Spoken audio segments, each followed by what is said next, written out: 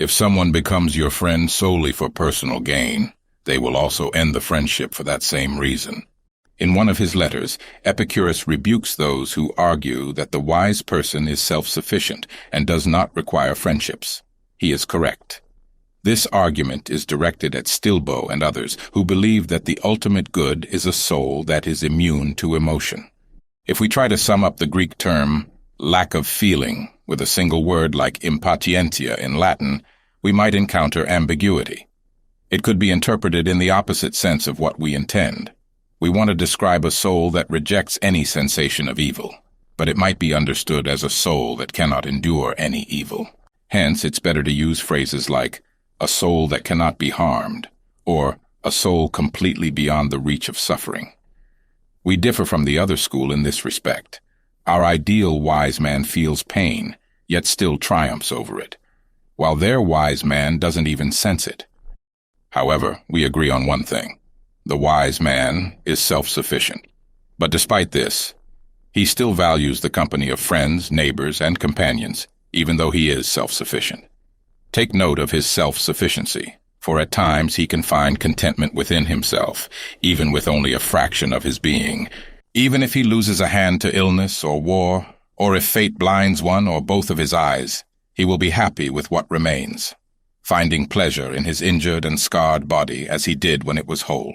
But while he doesn't yearn for what he has lost, he prefers not to lose them. The wise man is self-sufficient in the sense that he can survive without friends, not that he wishes to. By can, I mean that he can bear the loss of a friend with composure.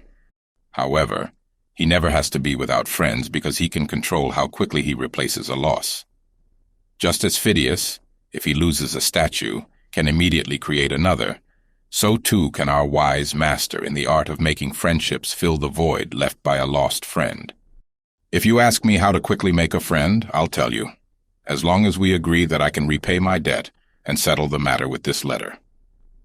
Hecato says, I can show you a love potion that requires no drugs, herbs, or magic spells. If you want to be loved, love. Now there is great pleasure in maintaining old and established friendships, but also in starting new ones and making them flourish. Making a new friend is like sowing seeds, while having already won a friend is like reaping the harvest. As the philosopher Attalus used to say, it is more enjoyable to create a friend than to maintain one, just as it is more enjoyable for an artist to paint than to have finished painting. When one is fully absorbed in the process of creating or cultivating a friendship, it provides great joy. But once the work is complete, the pleasure is not as intense. Instead, the artist enjoys the fruits of their labor. Similarly, our children's adulthood may yield more abundant rewards, but their infancy is much sweeter. Let us turn back to the matter at hand. Although the wise person is self-sufficient, they still desire friends for the sake of practicing friendship, so that their virtuous qualities may not remain idle. But not for the reasons that Epicurus mentioned in the previously quoted letter, so that there may be someone to sit by him when he is ill, to help him when he is in prison or in want. Rather, it is so that they may have someone to sit by the bedside of their sick friend, or to free a friend who is a captive in hostile hands. One who enters into friendship solely for their own benefit is mistaken. The result will be the same as the beginning. They have made friends with someone who could help them out of bondage, but at the first rattle of the chain, such a friend will abandon them. These are the so-called fair-weather friendships. One who is chosen for the sake of utility will be satisfactory only so long as he is useful. Hence, prosperous men are blockaded by troops of friends, but those who have failed stand amid vast loneliness. In times of crisis, a friend's loyalty is tested, and many of your so-called friends may flee, leaving you in great misery. Therefore, in addition, we observe numerous disgraceful instances of individuals who, out of fear, abandon or betray. The beginning and end must align. If a person values something other than genuine friendship itself, they may be drawn to the prospect of receiving a reward in exchange for their friendship. If someone becomes your friend solely for personal gain, they will also end the friendship for that same reason. So why do I even bother making someone my friend? Is it just for the sake of convenience? To have someone to turn to when I need something. No, that's not it. I want a friend who I can trust with my life, who I can stand by through thick and thin, who I would even die for if I had to.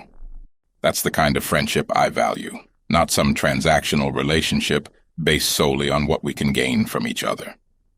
Undoubtedly, the passion of a lover shares similarities with that of a friend, yet one could say it is a friendship gone mad. However, is it possible for someone to love solely for the sake of personal gain, recognition, or advancement? True love, unencumbered by such trivialities, ignites the soul with a burning desire for the beloved, even if the lover hopes for mutual affection. Can a noble cause generate a base emotion? Perhaps you object. We're not debating whether friendship should be pursued for its own sake. But that is precisely the point we must establish. For if friendship is to be sought solely for its own sake, then a self-sufficient person may seek it. But how, you may ask? Just as one seeks a beautiful object for its own sake, not for personal gain or out of fear of misfortune. To pursue friendship solely for the sake of utility strips it of its true nobility. My dear friend Lucilius, many people misunderstand the phrase, "the wise man is self-sufficient." They isolate the wise man from the world and confine him to himself. However, we must understand the full meaning and application of this sentence. The wise man can achieve a happy existence through his own efforts, but he still needs assistance for mere survival. He needs food, shelter, and other necessities for mere existence. But for a happy existence, he only requires a pure and righteous soul that is indifferent to the whims of fate. I'd like to share with you an insight from Chrysippus that still rings true today. He believed that a wise person lacks nothing, yet needs many things for daily life, like hands and eyes. In contrast, a fool lacks everything because they don't know how to use anything.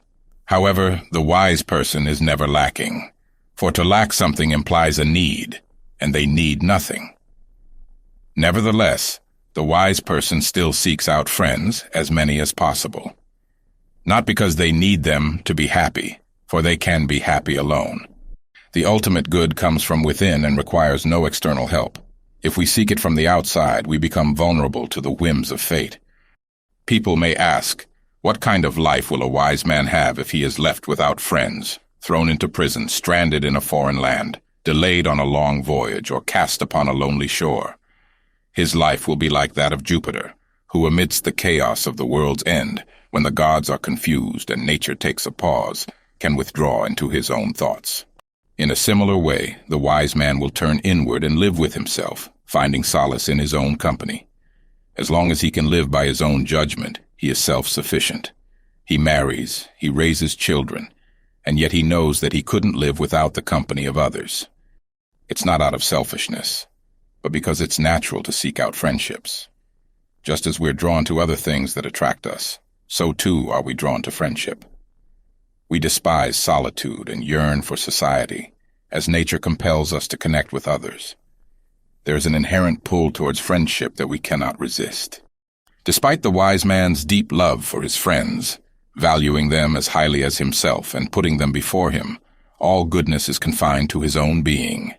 He will echo the words of Stilbo, whom even Epicurus criticized in his letter. Stilbo, after his country was conquered and he lost his wife and children, emerged from the ruins alone and yet content. When asked by Demetrius, the infamous city sacker, whether he had lost anything, Stilbo replied, "I have all my possessions with me." Behold a man both brave and resolute. Though the enemy prevailed, Stilbo conquered his conqueror. "I have lost nothing," he declared, leaving Demetrius to ponder whether he himself had truly triumphed. "All my possessions are with me." In other words, he deemed nothing that could be taken from him as truly valuable. We marvel at animals who pass through fire unscathed, yet how much more remarkable is a man who emerges unharmed from fire, sword, and ruin. It's easier to conquer a whole tribe than one such man. Stilbo's words align with Stoicism, for the Stoic too can carry his possessions unscathed through cities laid to waste, as he is self-sufficient. Such are the boundaries he sets for his own happiness. Do not assume that only our school can express noble sentiments. Even Epicurus, who criticized Stilbo, spoke similar words. I mention this not to claim credit, as I have already repaid my debt for today.